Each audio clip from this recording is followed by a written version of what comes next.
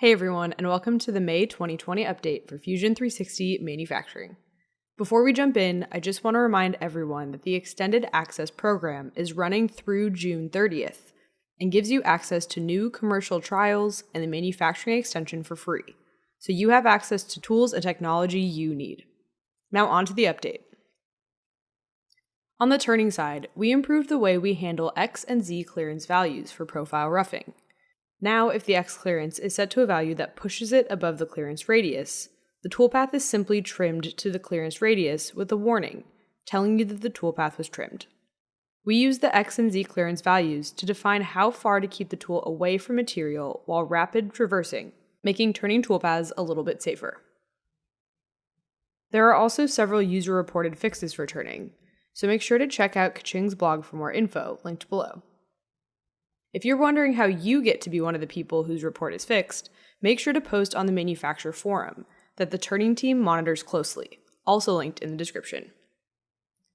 In FFF Additive, we now support different colors for different parts of the additive toolpath.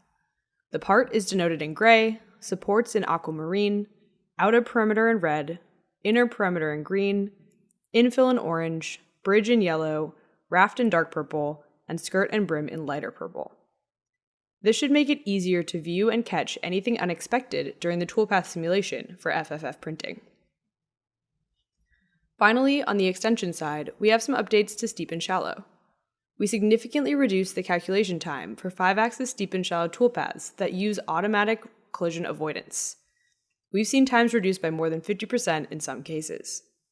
For a close look at the new tool axis tab and 5-axis parameters, check out the video in the upper right corner.